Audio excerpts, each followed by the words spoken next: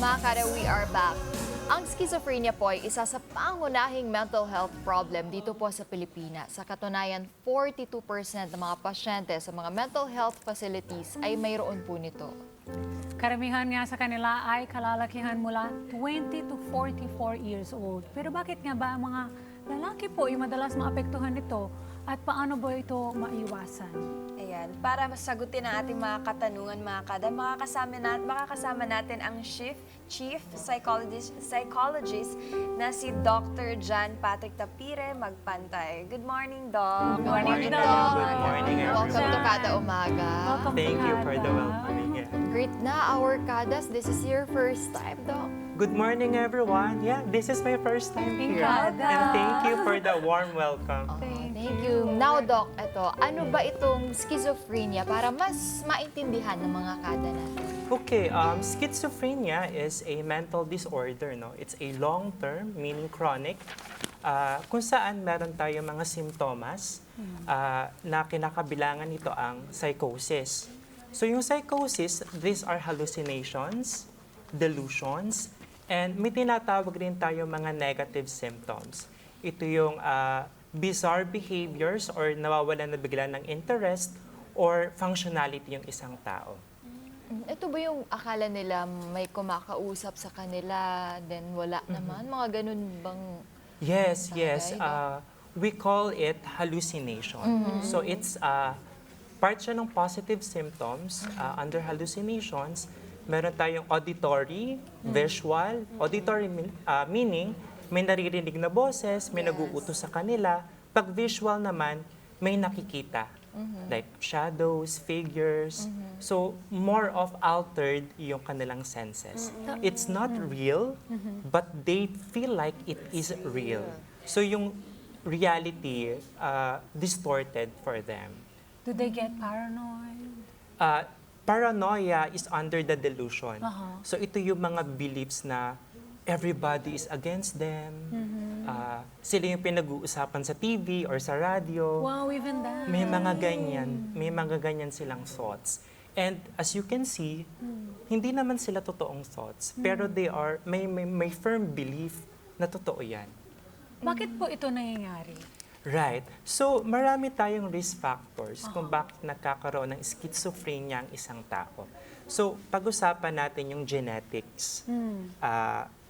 Genetics, pwedeng may genetic predisposition or namamana siya. And pwede rin under biological perspective, pwedeng may existing medical condition or meron tayong imbalance sa ating brain chemicals. Sa psychological factors, when it comes to stress and coping, pwedeng ang isang tao ay hindi okay or hindi siya marunong mag-cope sa mga challenging situations. Social, this will fall under unemployment, financial challenges. So there's no single cause of schizophrenia. It's more of a multifactorial factors na nakakapagpa-result into developing the condition. Paano natin malalaman, Doc, na meron na tayo nito or meron na yung mahal sa buhay natin na ganito? Well, unang-una, makakakita tayo ng changes in behavior. Meron tayong tinatawag na active phase kung saan dito heightened yung hallucinations, delusions. Yung mga positive symptoms natin, meaning ito yung wala naman siyang ganitong behavior dati, pero we would see them, nakikipag-usap na sa sarili, they cannot sleep, and may mga times na may tinuturo sila, and most of the time, they are paranoid or takot. Not necessarily all the time violent. Yes. So, they would talk, they would claim that, may ganito silang belief na you're poisoning me, you're about to harm me, and They feel threatened. they feel threatened, yes. Araw-araw po ba yun? Or parang Gradually ba? thrice a week muna? We cannot determine the duration of the episodes. And the kasi intensity po. Episodes. the severity also. Severity, yeah. May times na may episode na psychotic or yung may mga hallucinations and delusions. Then, lilipas yung panahon, and it would vary from patient to patient. After the psychotic episode, nagkakaroon na tayo ng tinatawag natin na negative symptoms. So the negative symptoms, ibig sabihin na ito, may mga movement na paulit-ulit or kaya they cannot move around. Like meron silang isang posture lang na ginagawa mostly through the day. Or wala na silang interest, they are not going out. And may tinatawag tayong catatonic or catatonia. So ito yung mga posture na pwedeng paulit-ulit or stationary lang sila. Oh. Yeah. Bakit po, Doc, sabi niyo po, ang kadalas ng nakukuha po nito or na may experience no ang mga boys, ang mga male. Kalalakihan. Oo, kalalakihan. Right. Statistically, very prone ang men. mga men. Ang Oo. men. Why? And when it comes to the biology of women, may hypothesis and there have been many research about this na yung estrogen is the hormones na may protective agent from against developing schizophrenia among women. Really? Yes, That's so yes. interesting. Okay. So with What about the cortisol? Hindi naman. cortisol is more of the stress. Distress, diba? Distress. Pero it hormone. doesn't mean na women are 100% protected we're from not. it. Oo, Pwedeng ma-delay yung pag-develop, pero kaya common siya sa men. Mas common siya sa men kasi Ito, nga yung estrogen. ito din po, Doc. Gusto ko po sanang malaman kung ano po talaga yung difference niya sa mental problem or bipolar disorder, itong schizophrenia. Oo nga, how do you distinguish, I no? see. Schizophrenia is a type of mental disorder. Yes. So, kabilang niya yung mga bipolar, depression, pero pagdating sa schizophrenia, very prominent yung hallucinations, delusions, and yung kanina mga negative symptoms. When it comes to bipolar disorder, meron tayong tinatawag na manic episode. Ito yung straight 7 days or more, ang isang tao ay elevated ang mood, very expansive, energetic, cannot sleep. May mga risk-taking behavior din tayo like impulsive buying or they tend to be risky when it comes to sexual activities. And then after that hyper moments, yung manic, they would spiral down into depression. Biglaan yan. Wow.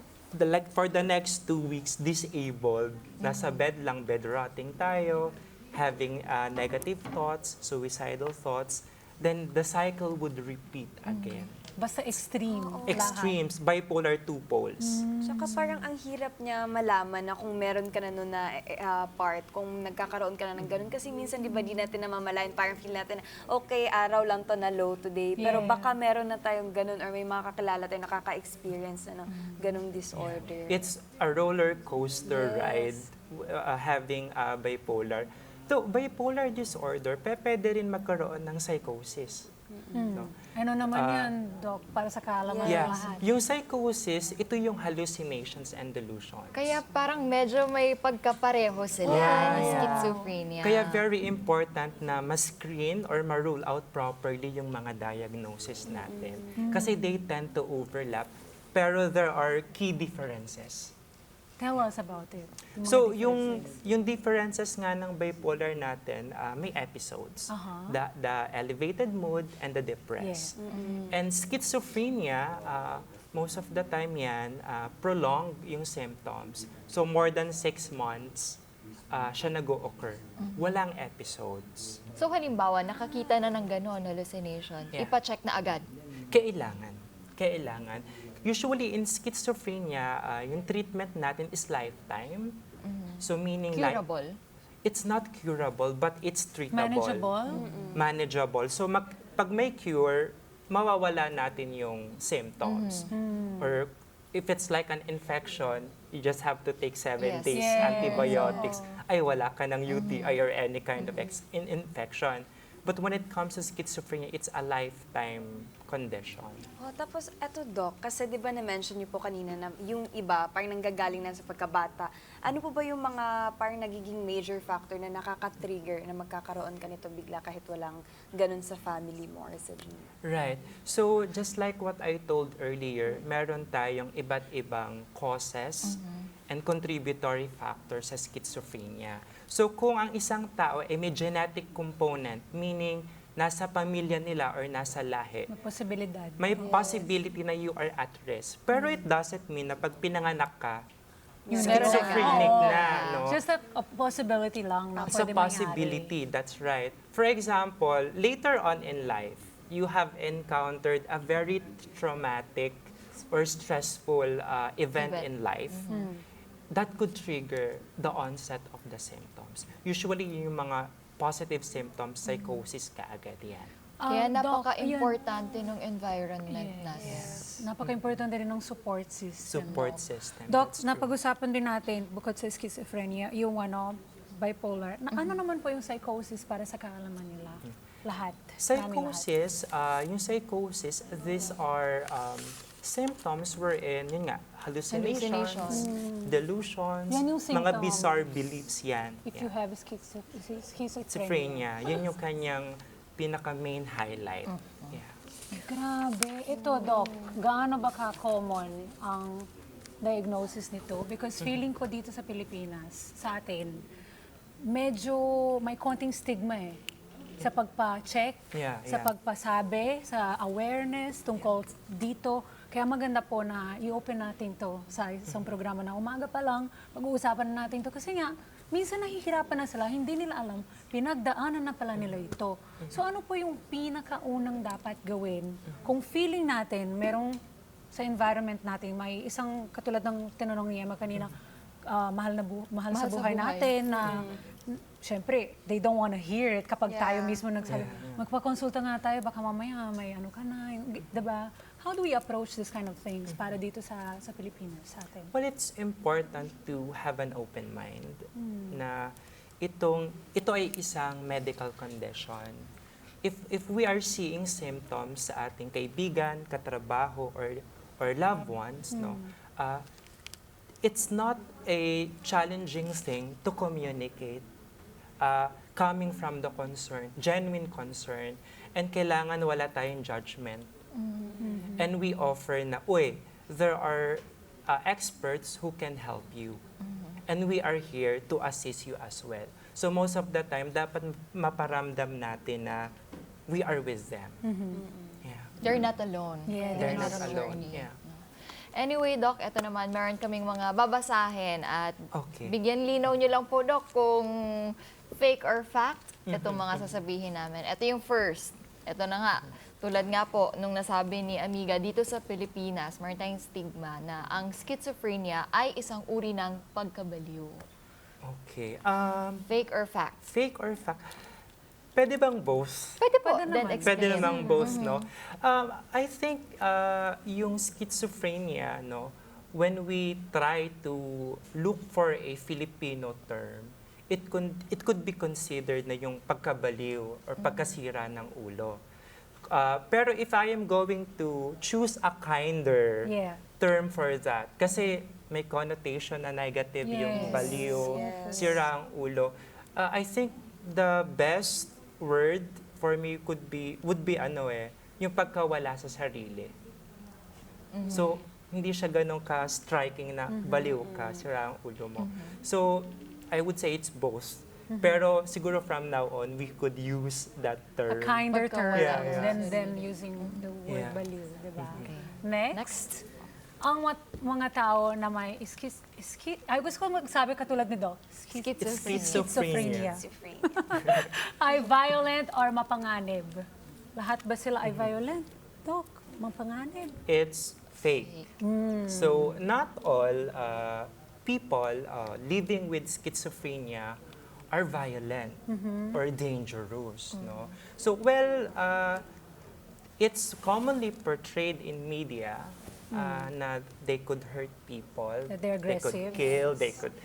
And there are news na nagkaroon nga tayo ng mga incidents na nakakapanakit sila. Or worse, some of them already killed kahit sa someone. sarili. That's true. Self and towards others. Pero not all ay aggressive. And then, yun nga, it's manageable. Yes. Yeah. Next. So, steak. So, eto naman, Doc. Ang taong gumaling sa schizophrenia, right, ay maaaring magkaroon muli nito. Like, kahit gumaling na siya, fake or fact? Yeah, it's a fact na may tinatawag tayong relapse. Okay? So, yung relapse, kasi nga it's a lifetime condition, so ibig sabihin kapag merong another stressor, or another traumatic event na nag-occur, o kaya sabihin natin, hindi siya umiinom ng gamot, or hindi siya active in doing psychotherapy or counseling sessions, or combination of both, may chance na bumalik yung simptomas natin. Eto, nabanggit na natin to kanina yung next day, yung pagkabigo or depression. Pwede talaga mag-lead kasi ito yung trauma. Eto, dito na tayo sa next. Ang taong may schizophrenia ay may mahinang personality. It is fake, no? So kahit ikaw ay may malakas na personality or strong personality, may risk pa rin na makadevelop ka ng any other kind of mental health condition. So schizophrenia, we have cases na very functional, or let's say professional siya, then something happened na traumatic, then later on, na-diagnose ng schizophrenia. So as you can see, prior to the diagnosis, successful yung tao. Yung perception natin, strong siya. And yet, nagkaroon ng mental health condition. So it does not necessarily mean na kapag ang tao ay mahina or yung tingin natin ay hindi siya malakas, automatic meron na siyang mental health condition or mataas yung chance na meron siyang diagnosis. Okay. May to follow lang po ako na question, Doc, kasi gusto ko lang i-clarify. If ever po ba, like nasa early stage ka na magkaroon ka ng schizophrenia, possible ba or okay ba na first step yung mag-talk to a professional like psychologist before ka mag-take ng meds talaga? It's more of a collaborative effort. So kung sino yung available na alam mong accessible, Yes. kung may psychologist around, they can reach out to the psychologist. And usually, when we are helping people with schizophrenia, it's a combination of therapy. So we also have psychiatrists who are the main frontliners in managing. Kasi with the symptoms ng psychosis nga, hallucinations, delusions, it has something to do with the brain chemicals. So the medications will be a great help in managing this. And when it comes to reintegration to society, this is where the psychologists would come in, occupational therapists too, for the rehabilitation. So therapy, skills development, leading towards recovery yan. May ano ba dyan, Doc? May food ba na nakaka-trigger din? You read my mind, Sinulat ko pa. Right. There's no Specific food na nakaka-trigger ng schizophrenia based on a diet, no? Pero it's really important to maintain a good mental health na kailangan healthy rin yung kinakain natin. Paano po ma-avoid? May mga dapat exercise and ano ba yung mga activities or yung isang lifestyle ng isang patient na sa tingin mo, never yan makakaroon ng schizophrenia. Kasi nga, napaka-healthy ng mga ginagawa niya. Although hindi natin masabi, syempre. Pero I'm sure there is something no, na... routine. Magandang routine na gawin. Oo. And anong age po ang pinakabata na... Okay. Yung sa lifestyle, importante yan na healthy ang ating lifestyle. So not just to prevent schizophrenia, the specific topic that we have, but all in all, the mental health conditions that we have that can be acquired later on in life. No? Mahalaga na may balanced diet tayo. So ibig sabihin, may protein ka, may fiber, and carb source. It's not about restricting, it's more of adding more nutrients to your plate. And if we can do exercise. Now, when it comes to exercise, we are a bit parang, exercise. So do I have to go to the gym? Do I have to commit? Lalo na mga mommies kasi parang, ay, wala na akong time dyan. And in our lives now, in the modern times, it's challenging to engage in physical activities. So mahalaga na kahit brisk walking lang 15 minutes, kaya yan. Dancing, Zumba, ganyan. Zumba or cleaning the house, Yeah. any kind of movement. Workout na yun. And then, paglilinis. importante din yung sleep. True. Sleep. Sleep. And Rest. wala talagang stress. Sleep. Sleep. Ano yung sleep, Doc? Ayun na nga. Thank you so much, Doc Jan. Thank you, for thank you. sharing the information about schizophrenia and for telling us your advices. And saan ka po ba pwede ma-follow nating mga Kada for consultations? Right. I am available at iPsych Philippines, so you can look it up sa Google. You can just search it. I am also in LinkedIn. And I also have my Instagram account. If you want to follow me, I am also there. Okay. Thank Thank you so you. much, Thank you so Thank you, much for Doc. having me. Maraming salamat. At mga Kada, ang taong may schizophrenia po ay hindi likas na masama at marahas. Ang tamang paggamot, pag-unawa at pagmamahal mula sa mga mahal nila sa buhay ang susi po sa kanilang kagalingan. Hi mga Kanet 25! This is Emma Tiglao. For more Kada Umaga updates, just click the subscribe button and follow us on Net25 social media pages at Net25 TV and at Net25 Entertainment Facebook page.